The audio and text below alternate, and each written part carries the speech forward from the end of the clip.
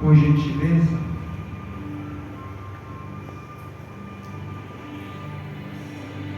Livro de Eclesiastes,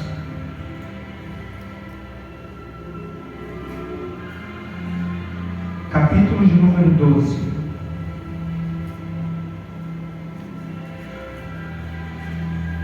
Livro de Eclesiastes, capítulo de número 12.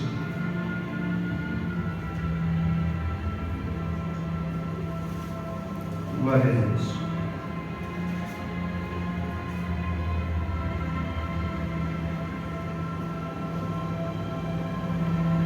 E o versículo de número 13.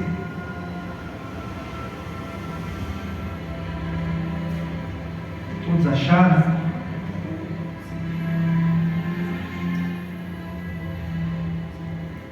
Livro de Eclesiastes, capítulo 12, e o versículo de número 13, que diz assim: de tudo que se tem ouvido, o fim é: teme a Deus e guarde os seus mandamentos, porque este é o dever de todo homem. Porque Deus há de trazer a juízo toda obra, e até tudo que está encoberto, quer seja bom, quer seja mal. Amém? Os que se levantaram podem tomar o seu assento. Glória a Deus. Eu não vou alongar aqui as minhas palavras, pois o tempo não nos espera. Mas a palavra do Senhor, escrita aqui, através do seu servo Salomão, está falando algo muito sério, né, irmãos? Algo muito sério e algo muito verdadeiro. Aonde ele diz que de tudo que se tem ouvido,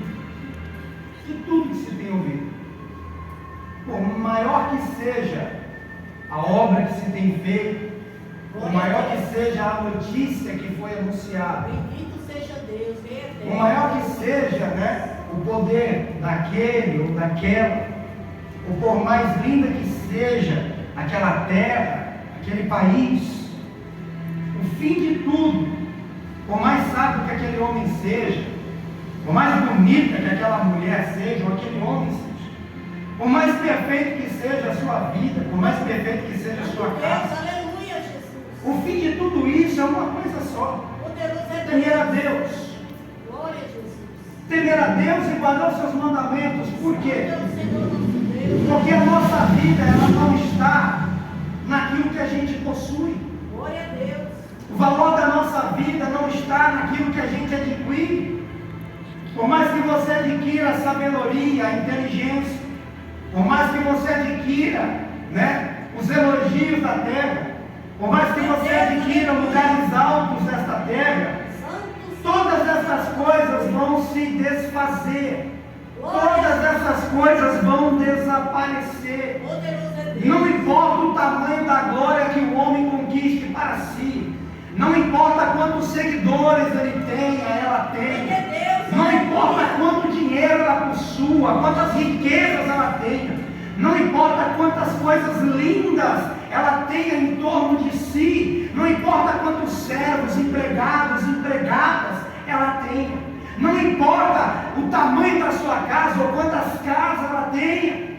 O fim de tudo que se adquire aqui nesta terra, o fim de tudo que se possui aqui, é temer a Deus, irmãos. Bendito seja Deus. Porque aquele que não teme a Deus, aquele que não respeita a Deus, aquele que não acredita na existência de Deus, ele não poderá permanecer para sempre. Porque a nossa vida, ela escoa pelas nossas mãos, desde o primeiro respiro, desde o primeiro fôlego de vida. A nossa alma, ela está pouco a pouco indo embora desta terra. Pouco a pouco estamos morrendo. Pouco a pouco nós estamos indo embora deste lugar. Pouco a pouco nós estamos deixando a terra dos viventes para se encontrar com Ele, com o Criador de todas as coisas. Por isso que Salomão, ele muito assertiva, esse verso bíblico dizendo que de tudo que se tem ouvido, o fim é teme a Deus e guarda os seus mandamentos. Porque esse é o dever de todo homem. Porque Deus ele vai trazer a juízo tudo quanto você fez, tudo quanto você plantou, tudo quanto você buscou para si, tudo quanto você colocou como prioridade na sua vida, será colocado na balança diante de Deus. E bem-aventurados serão aqueles, serão aquelas que quando estiver na balança de Deus, ser aprovado, ser aprovada. E a única maneira de ser aprovado, irmãos, é se Cristo fazer parte da sua vida, é se Cristo fazer parte dos teus caminhos, é se Cristo for o princípio da tua alma, se Ele for o alvo da tua essência. Porque sem Cristo, irmãos, não adianta você construir castelos. Sem Cristo, não adianta você amontoar tesouros. Sem Cristo e sem a sua palavra, não adianta você ganhar o mundo inteiro se perder a sua alma. Está cheio de gente frustrada nos dias atuais. Por quê? Porque ela tem colocado a sua expectativa naquilo que o olho pode ver, naquilo que as mãos podem tocar, naquilo que se pode sentir, naquilo que se pode ver, e se esquece de juntar tesouro no céu. Por isso que Jesus disse: não junte tesouro na terra, onde a traça, a ferrugem, os ladrões minam e roubam. Junta tesouro no céu. E juntar tesouro no céu, irmãos, significa se abdicar das coisas daqui. Juntar tesouro no céu significa deixar de focar a sua vida nas coisas que são daqui e focar na eternidade. Como está escrito, quem é de cima busca as coisas que são de cima. Mas para buscar as coisas que são de cima, eu tenho que deixar de me deixar levar pelas coisas que são daqui de baixo. Eu tenho que me deixar levar pelas coisas desse tempo presente. Porque na atualidade existe muitas ferramentas preparadas para nos afastar do propósito com o qual fomos chamados, do propósito com o qual fomos escolhidos. Muitos têm se afastado do propósito real da sua existência. Nós nascemos para servir e honrar o único que é digno de honra, de glória e louvor. E o lugar que pertence a Deus tem sido tirado do coração de muitos de nós, porque muitos de nós têm buscado as riquezas desse tempo presente, têm buscado as honras e os louvores desse tempo presente. É por isso que muitos dos nossos jovens já não mais querem cantar na igreja, já não mais querem testificar do Senhor na escola, já não querem mais testificar do Senhor no bairro, nas vizinhanças. É por isso que as coisas têm andado como têm sido, têm andado como estão. Por quê? Porque muitos de nós têm colocado de lado a prioridade da nossa existência. A prioridade da nossa existência é louvar e bendizer ao Rei da Glória. Como está escrito, todo aquele que tem fôlego, louve a. Mas muitas vezes a gente deixa de louvar ao Senhor, deixa de adorar ao Senhor, deixa de testificar do Senhor. Por quê? Porque muitas vezes nos encontramos aflitos, porque muitas vezes nos encontramos angustiados, abatidos. Não é assim? O tema da campanha da oração que está sendo lido aqui retrata da situação que Paulo e Silas viveu, porque estavam negando a si próprios, evangelizando, pregando a palavra, e por conta disso foram presos, apanhados em praça pública, foram humilhados e lançados nos cárceres. e acorrentados.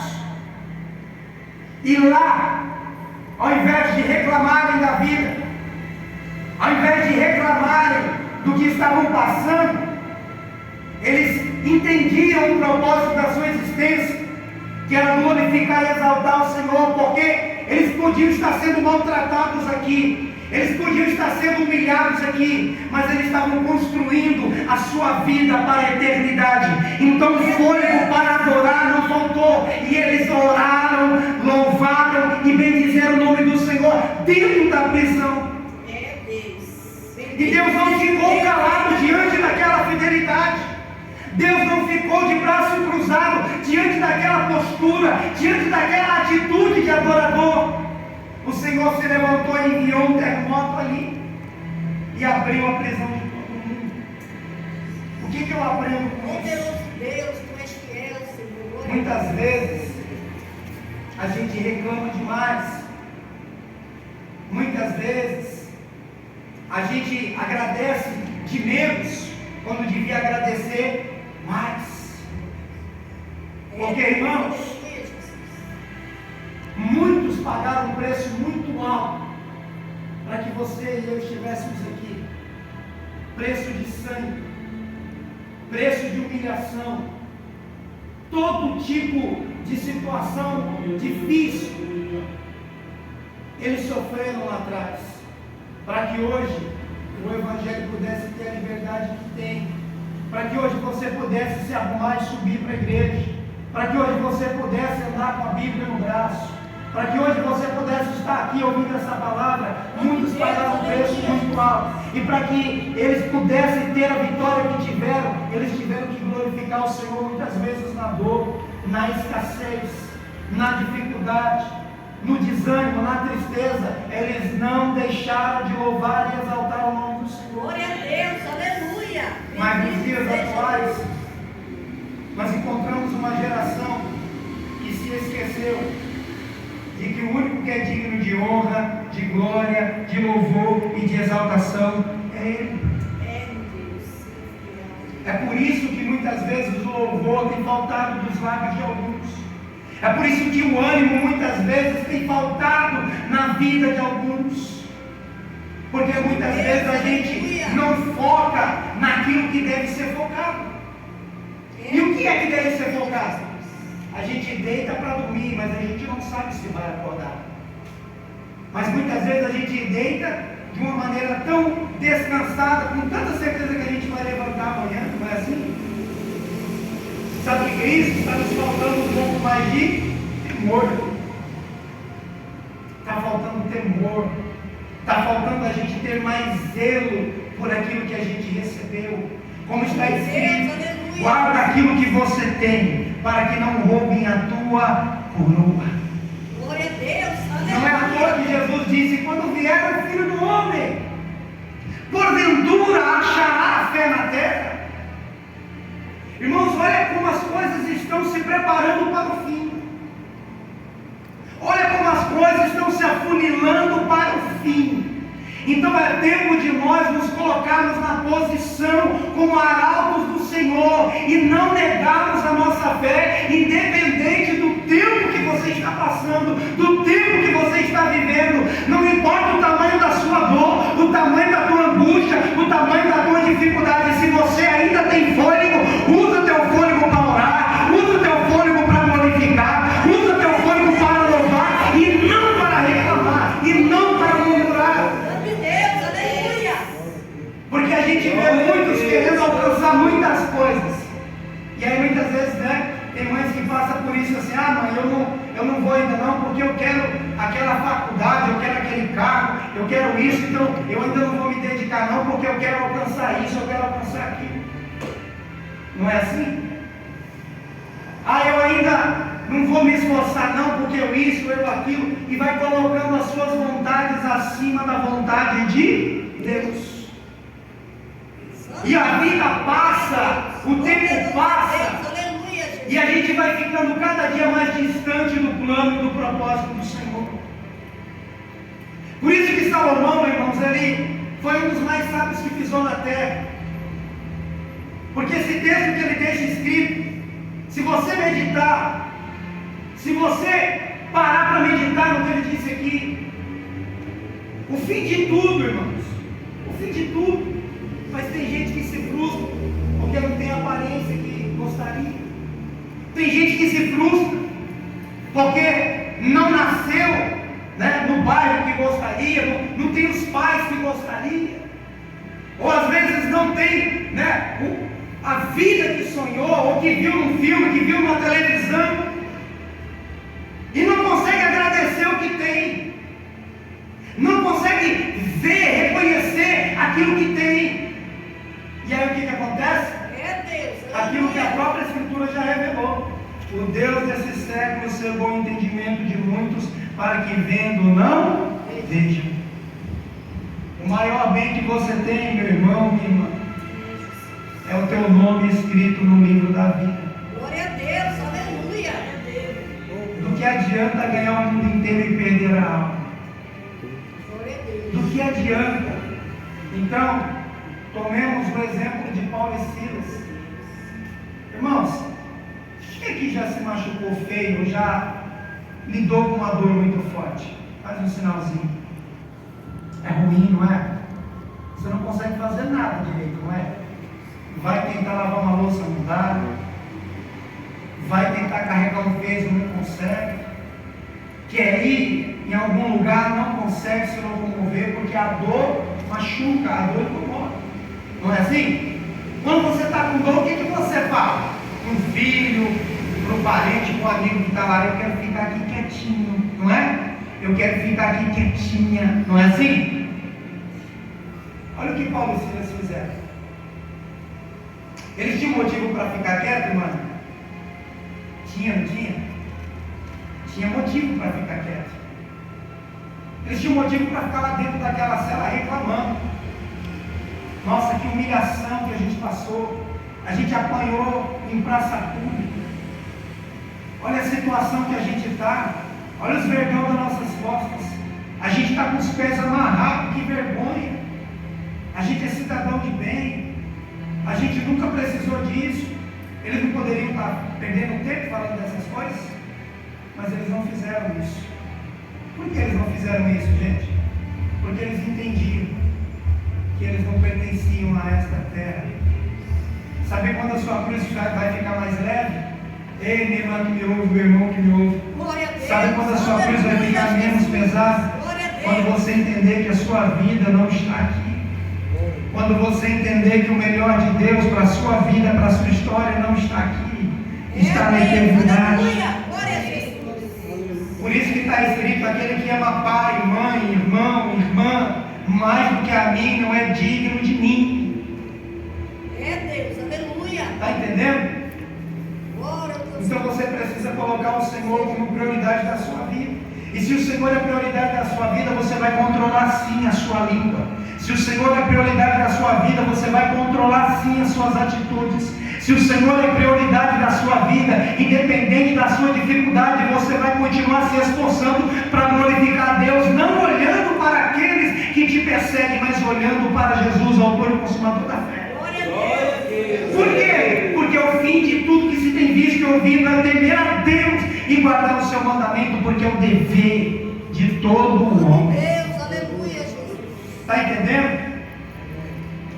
Então a palavra nesta noite é: coloque em prática aquilo que gratuitamente você recebeu. Glória a Deus.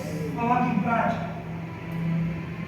Se diminui mais. Aleluia, glória a Deus. Não é aquele que a gente canta? Que ele cresça, que eu diminua, que ele apareça. Não é assim? João Batista foi quem disse isso. Que ele cresça e que eu diminua. Mas para ele crescer e eu diminuir, eu tenho que tomar a postura de Paulo e Silas. Eu não posso olhar para a afronta, eu não posso olhar para a humilhação, eu não posso olhar para o meu humor, eu não posso olhar para a minha dor. Eu tenho que olhar para Ele, autor e consumador da minha fé. Se eu olhar para Ele, eu não vou parar de cantar, está entendendo? Se eu olhar para Ele, eu não vou parar de pregar, está entendendo? Se eu olhar para Ele, eu não vou parar de ir à igreja, está entendendo? Se eu olhar para Ele, independente das caras feias, eu continuar marchando. Se eu olhar para Ele, independente do meu casamento, que não é o casamento dos sonhos, eu vou continuar seguindo. Se eu olhar para Ele, independente da atitude dos meus filhos, eu vou continuar marchando, porque o meu propósito é agradar aquele que me alistou para a guerra. Se coloca de pé, eu vou terminar. Olha para o seu irmão, diga assim para ele: o seu propósito vai fazer toda a diferença. Qual é o seu propósito? É ter o casamento dos sonhos? É ter os filhos dos sonhos? É ter a casa dos sonhos? Qual é o seu propósito? O seu propósito é ir morar no céu? Se o seu propósito for morar no céu, se a casa dos sonhos vir, glória a Deus. Você que é jovem não casou ainda, se o casamento dos sonhos vir, glória a Deus. Se a conta bancária dos sonhos vir, glória a Deus. Mas se não vier, todavia eu me alegrarei no Senhor e exultarei no Deus da minha salvação. Por quê? O que importa é que eu seja salvo. O que importa é que eu entre na mansão celestial pelas portas. O resto, irmãos, o resto a gente vai dando um jeitinho. O que não pode faltar é a alegria da salvação. Quando Davi pega, escorrega e se afasta da presença de Deus, ele olha e se humilha dizendo: Senhor, não retira de mim o teu Espírito Santo e renova dentro de mim a alegria da tua salvação. Porque quando se tem alegria em ser salvo, você tem alegria em cantar. Quando se tem alegria em ser salvo, você tem alegria em pregar. Quando se tem alegria em ser salvo, você tem alegria em servir, em orar, em buscar a face do Senhor. Amém? Exalta o teu Deus com as palmas. Feche o teu olho, coloca a tua mão alto na tua cabeça.